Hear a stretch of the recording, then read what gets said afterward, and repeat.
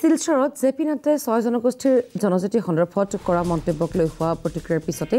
মন্ত্ৰী ডক্টৰ হিমন্ত বিশ্ব শৰ্মাৰ মন্তব্য বিজেপিৰ যি প্ৰতিশ্ৰুতি শিলচৰত সেই প্ৰতিশ্ৰুতিৰ কথাহে দোহাৰিছে ৰাষ্ট্ৰীয় সভাপতিগৰাকীয়ে অতি কম দিনৰ ভিতৰত জনজাতিকৰণ সন্দৰ্ভত কেন্দ্ৰীয় চৰকাৰক প্ৰতিবেদন দাখিল কৰিব ৰাজ্য চৰকাৰে বিজেপিয়ে ভোটৰ কাৰণে জনজাতিকৰণৰ ৰাজনীতি নকৰে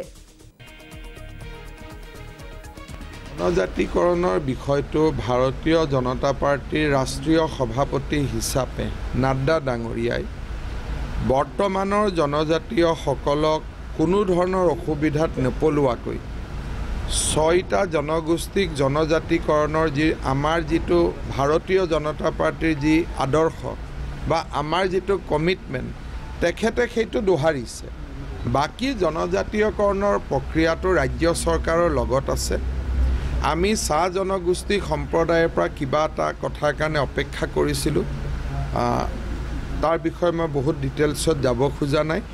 তেওঁলোকৰ কাৰণে অপেক্ষা কৰাৰ কাৰণে আমাৰ ৰিপৰ্টটো দিয়াত কিছু পলম হৈছিলে আমি খুব কম দিনৰ ভিতৰতে তাৰ ৰিপৰ্টটো দিল্লীত দিম তাৰ পিছত সংসদত এই প্ৰক্ৰিয়া আগবাঢ়িব নিৰ্বাচন আগত কি ভাল খবৰ আহিব পাৰে সক এই বিষয়টোলৈ আমি নিৰ্বাচনী কেন্দ্ৰিক ৰাজনীতি নকৰোঁ বুলি 6 জনগোষ্ঠীক মই স্পষ্টভাৱে জনাই দিছোঁ মই কৈছোঁ এখন চৰকাৰ মোদী ডাঙৰীয়া আছে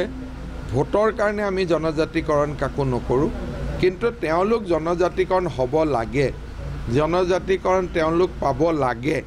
এইটো তেওঁলোকৰ ন্যায্য দাবী সেইকাৰণে আমি জনজাতিকৰণত বিজেপিয়ে সমৰ্থন কৰে